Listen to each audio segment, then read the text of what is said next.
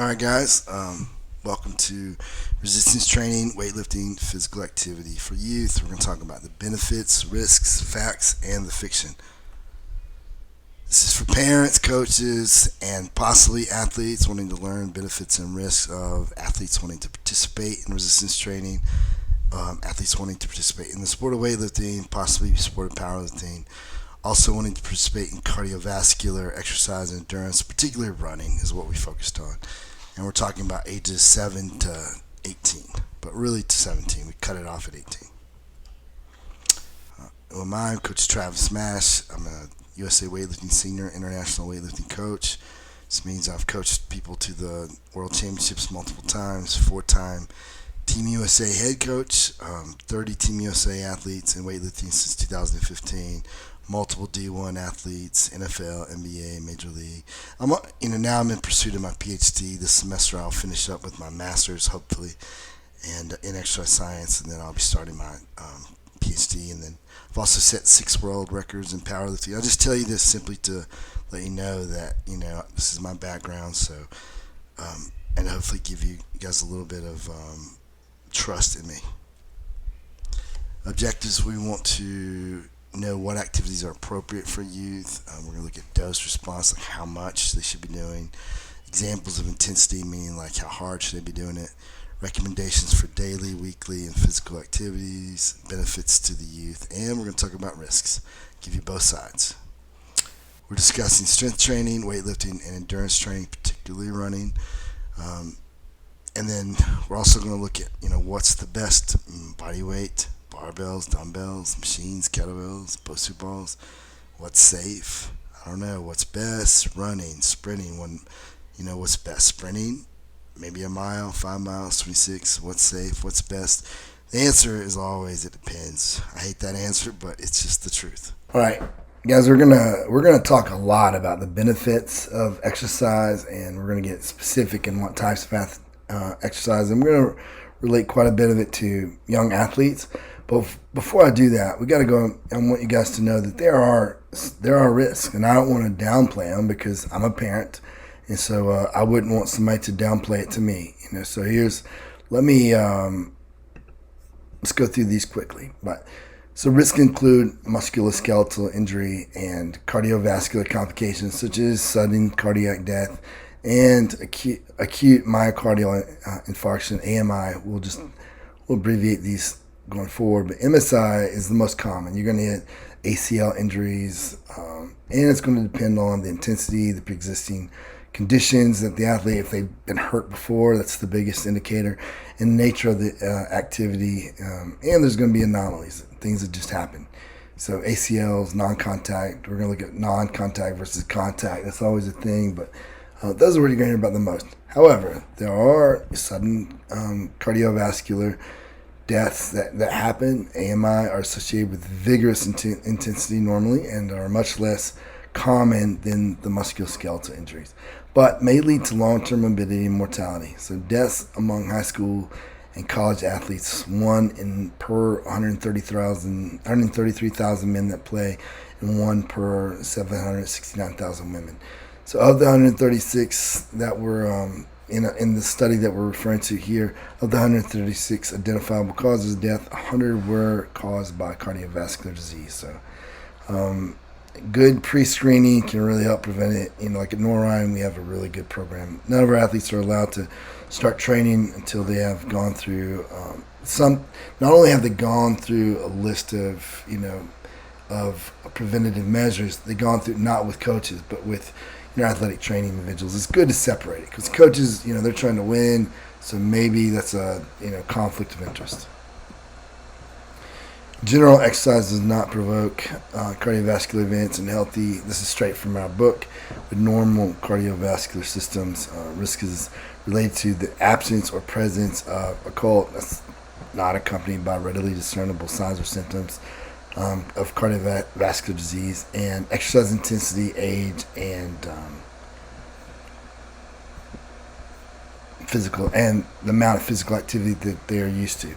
The onset study showed that the risk of AMI during or immediately following vigorous intensity exercise was 50 times higher for people who are habitually sedentary.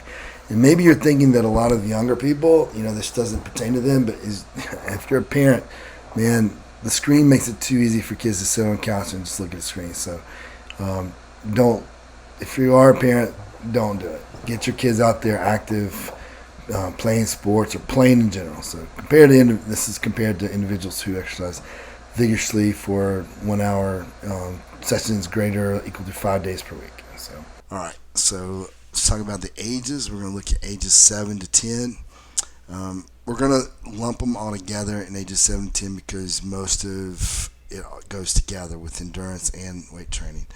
So first you got to ask yourself, is this child mature enough to begin, an activity? So sometimes 7 is perfect. I mean, well, my kids started when they're 5, but they've been raised in a home where we lift weights all the time, so it was a little bit easier. They kind of noticed the culture and were able to understand the maturity that was needed. Also, Rabinowicz in 1996 showed peak brain maturation is around ages 6 to 9, which that means that there can be an acceleration of the neuromuscular system. So it's a great time for like speed drills because those neuromuscular pathways are going to be getting strengthened, and we're going to talk more about those in a little bit later as well. So bounding, jumping, agility, challenge them, gymnastics. Introduce barbell movements, but keep it. Don't drive them crazy. If you want your son or daughter to be a weightlifter, it's not a good time to be like, let's do, 6 days a week, an hour, 10-minute sessions, but let them play. And they can be training, not even know it. Like my kids go downstairs and play on monkey bars, and so they're training, they just don't know it. And so we mainly let them have fun. Isometrics are a good thing, playing a game, like seeing how long they can pause in the bottom of a squat, bounding, and both of those are great for maximizing tendons, strength, and their elasticity. So you're going to really increase athleticism by doing those things. Ages 11 to 12, let's talk about strength training. We're going to general strength. It's a great time to just get these, the athletes strong. So focus on front squats, overhead squats, strict presses, deadlifts. Kettlebells and dumbbells are great, so you can work on avoiding asymmetries, meaning side to side. Sprinting, bounding, leaping, and other track and field exercises are great for tendons. Fiber type, meaning, you've heard of fast twitch, slow twitch. So, if you want them to be a fast twitch athlete, this will be great for them to actually express fast twitch fibers. So explode, and also makes them more explosive. If you train explosive, they'll be explosive. Once again, you're going to see a common theme: isometrics plus bounding equals stronger, thicker, and more elastic tendons, which equals speed and athleticism. Dr. Keith Barr, I didn't really quote him in here, but he's a great professor to look at. He is the tendon guy, and if you want your athlete, him or her, to be incredibly fast, look him up. Gymnastics and other relative strength, it's a great time. Pull-ups, muscle-ups, push-ups. Just don't I'm not saying the sport of gymnastics, I'm mainly just saying body weight exercises. Sometimes, as you'll find, the sport of gymnastics can cause issues.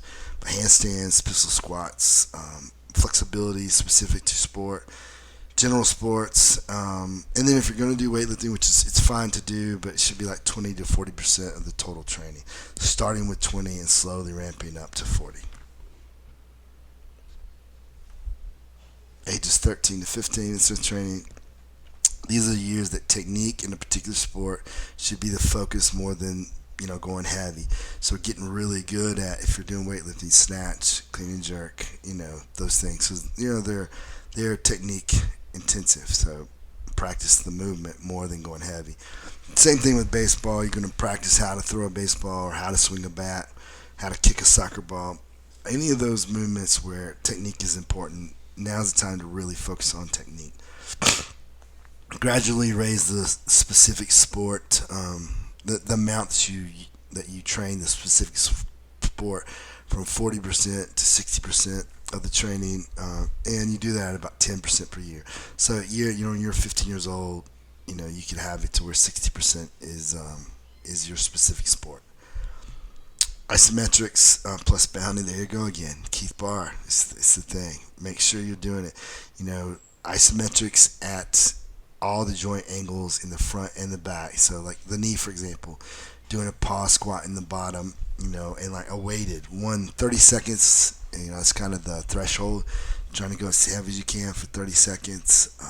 You can also do the opposite. So where if you're wanting to work on the tendons that connect the hamstrings to the lower leg, what you want to do is find a leg curl, have your leg fully lengthened, and then try to pull up, if that makes sense. But this is not about that, but that's just a little hint for you. Minimal effective dose. Start with 3 days per week, averaging 60 to 90 minutes. Gradually taking it up to 4 to 5 days, averaging 90 to 120 minutes. You got at 13, you should be doing 3 days a week, 60 to 90 minutes. By the time you're 15, 4 to 5 days, 90 to 120. I can't give you exacts because everyone's different. Some people are going to respond better to higher volume, less days. Some people are going to be higher frequency, lower volume. And then some people are going to be high volume and high frequency. So you just got to watch how people respond, make sure they're not burning out. That's a key. Make sure they're having fun. If they stop having fun, kick them out of the gym. Each week should consist of hard days, medium days, and light days to avoid monotony. Monotony means doing the same thing every day. It's exactly what it sounds like. Because if you do, research would say you're going to hurt the person. Make sure that if you're going to do cross training like running and lifting, that it's compatible. So if you're going to be a weightlifter, you should sprint. Doing cross country with weightlifting is not a good thing because it expresses two different types of fast twitch and slow twitch fibers. Age 16 to 17, strength training. These are the years where performance starts to take front stage. This is the go time. I know it doesn't sound, a lot of people would say wait till their 20s, then you've missed a big window. And I can attest from coaching numerous youth and junior athletes, those are the years they're going to have a monstrous jump. So let them go. Make sure, obviously, you're never going to let them go to where they're missing, but let them go heavy. Let that maximum gradually work its way up. At this point, 60-70% of your training should be, whatever sport you're going to play, baseball, soccer, or weightlifting should be the majority of your training. And raise that up. So you should be at 60% by 16 and then 70% by 17.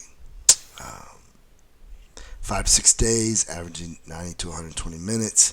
It's a good time to start looking at prelims chart.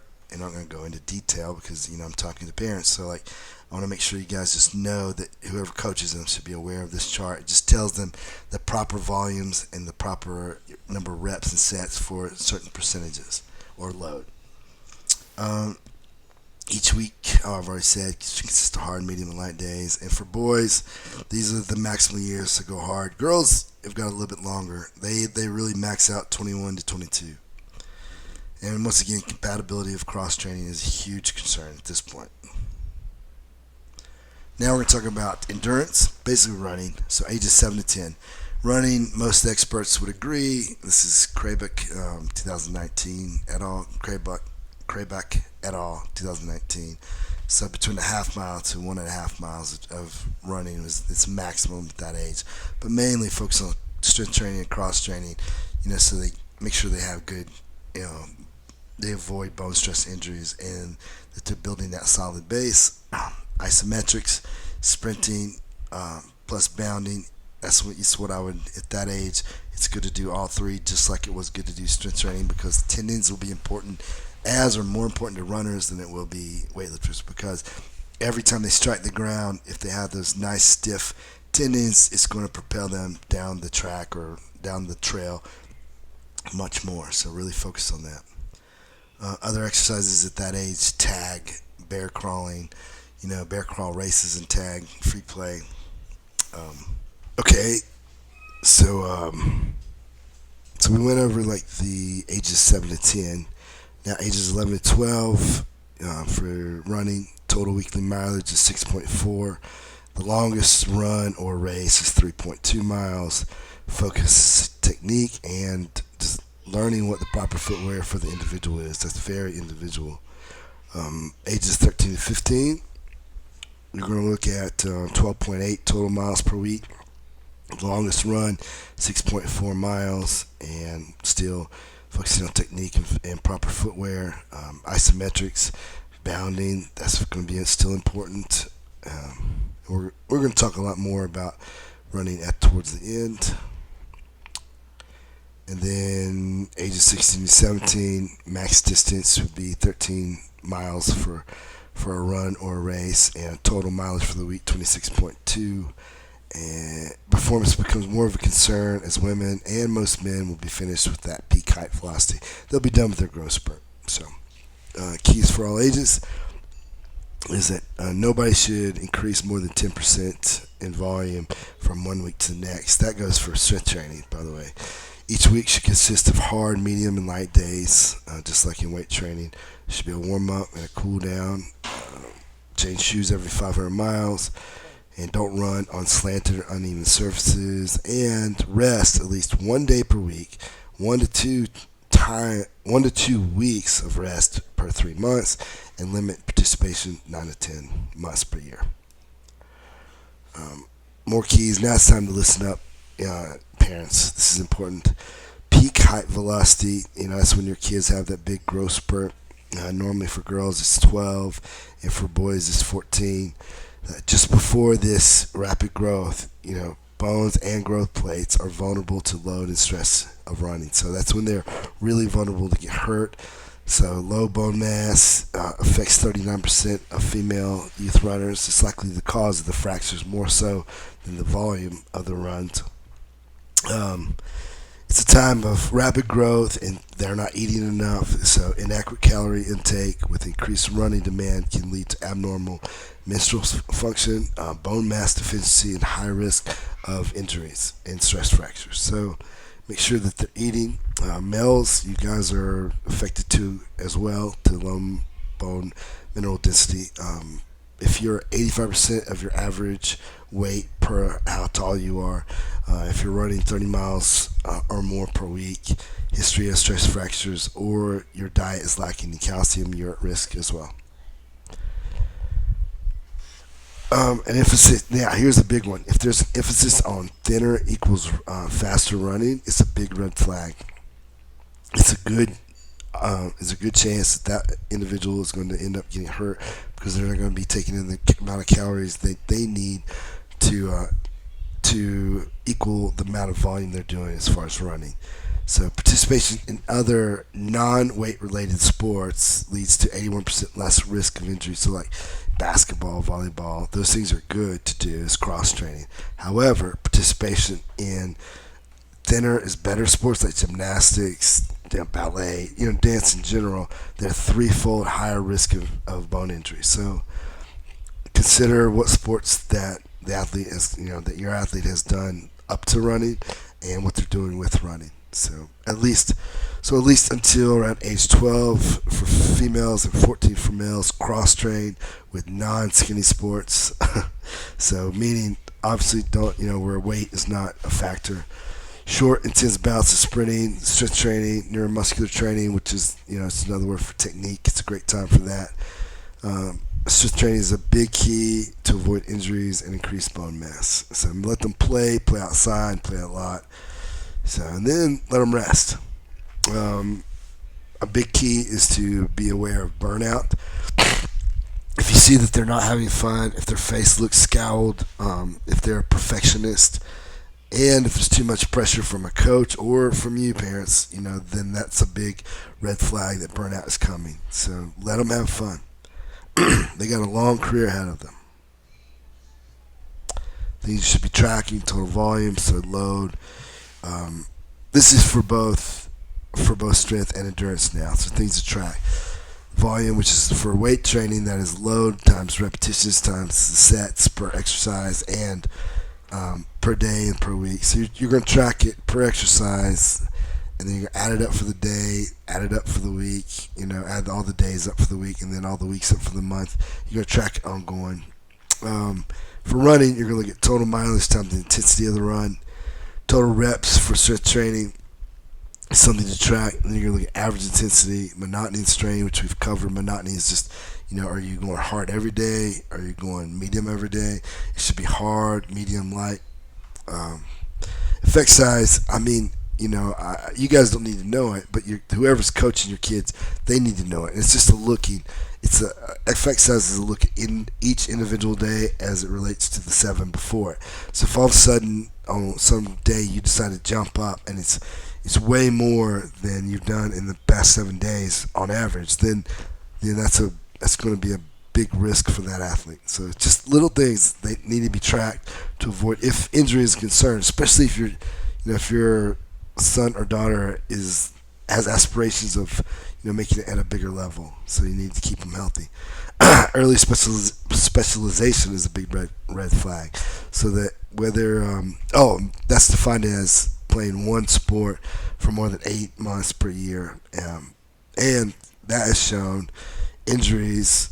They have more injuries than their peers, and regardless of age, sex, or training volume. So it's associated with unidimensional identity with the sport, meaning if they specialize in one sport, they put all of their identity into that sport versus all the different aspects of their life.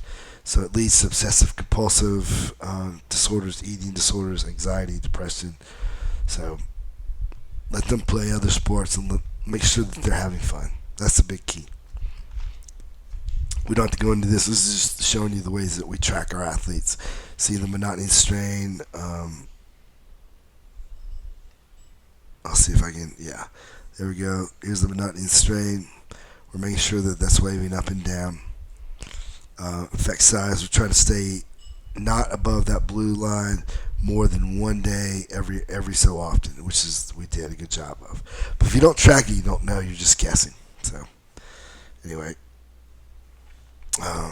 Benefits of strength training. Increased power during prepubescent years. Increased power comes from neural development.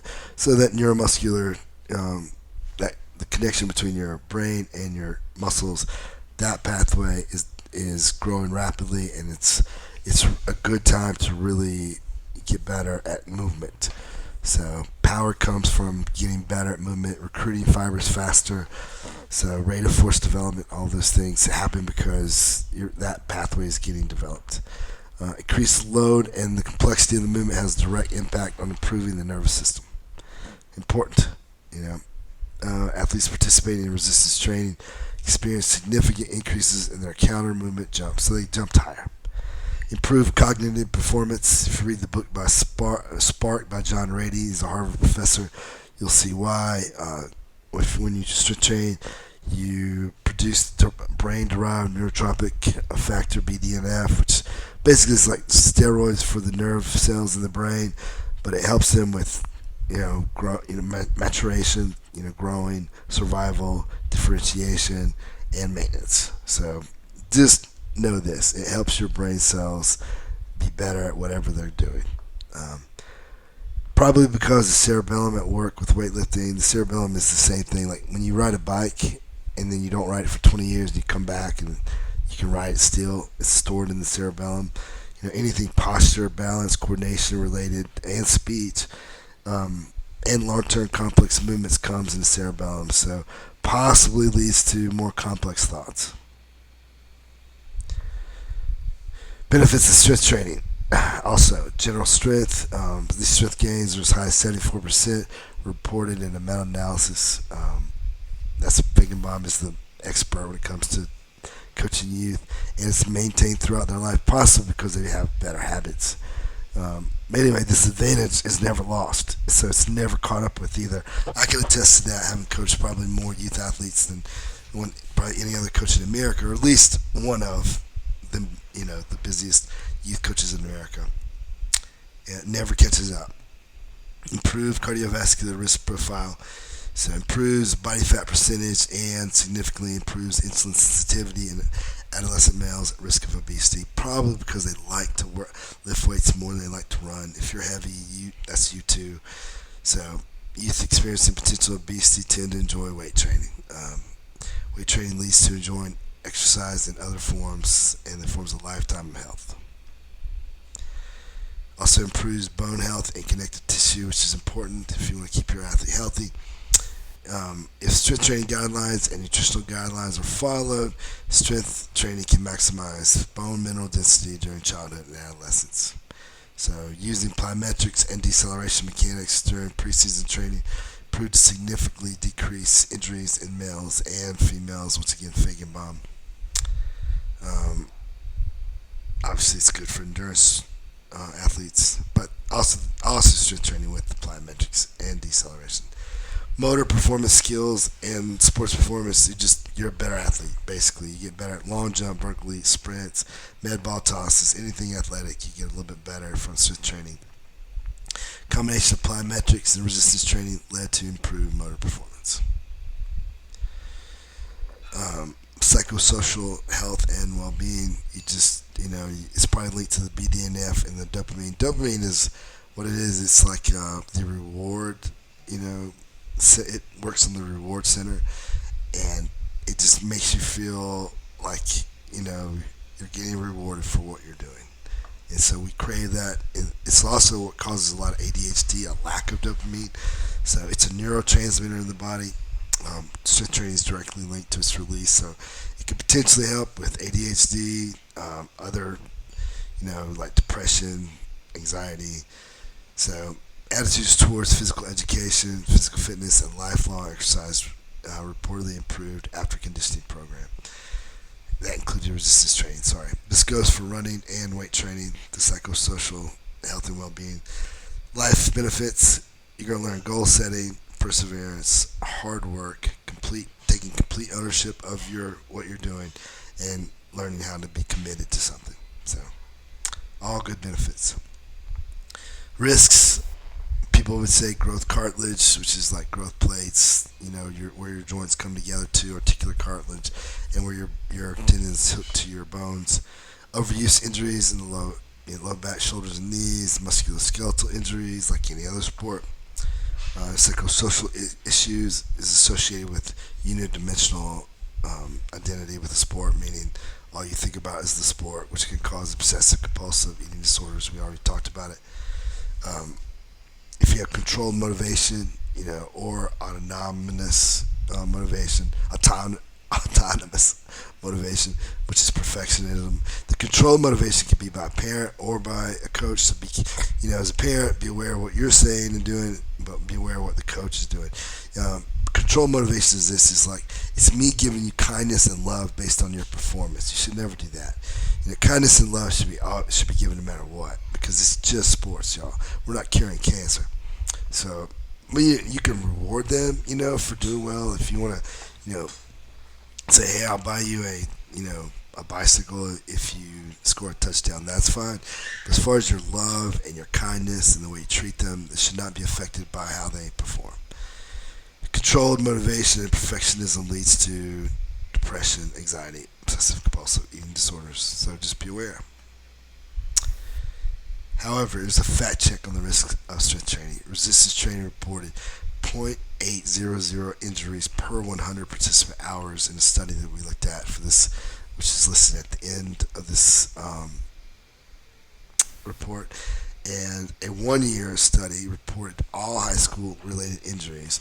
Of the 1,576, 0.7% were resistance training, 19% football, 15% basketball, and soccer 2%, which is almost 4 times as many as strength training. Now, weightlifting itself, the 0.012 is resistance training. The 0.0013 is weightlifting. Injuries per 100 contact hours. So the weightlifting is probably less because you have good coaching, you have a focus on technique, and you have proper periodization. Basically, you're loading properly. There was 0 growth cartilage injuries reported from any type of research that's been done on this. A few case reports in the 70s and 80s talked about growth cartilage injuries from weight training, but it was due to bad technique, max lifts, or lack of supervision. So yeah, if you go in your basement and put on as much weight as you can and try to squat it, you might get hurt. But if you have a coach, the odds of you getting hurt are less than any other thing you could possibly do. So So keep the focus though on fun without undue pressure causing psychosocial issues. Benefits of running: great cardiovascular health, improved cognitive development, just like in weightlifting. You improve metacognition though, which is a little bit different. So it's your problem solving, it's your high thinking ability. Enhanced learning, that's probably from BDNF. The hippocampus is excited as well, but not it, more so with running than weight training, which is how you learn. So when you combine the running with the weight training, I think that's the best of both worlds. Regulation is dopamine. You're going to get the dopamine release, so it's going to help kids like overcome depression, anxiety, social anxiety as well. Bone health, increase bone density with correct volumes. However, as we've already talked about, with too much causes bone issues. So positive self-image and emotional well-being. All of these benefits, as we've always already talked about, are dependent upon good coaching, proper loading, proper technique, and a correct outlook on competition from the athlete, coach, and I should have said parent as well. More importantly, you parents. Otherwise, the opposite of the benefits is true. Here's my references. I hope you enjoyed this lecture, and I hope you take something away that you can apply to your son or daughter's training.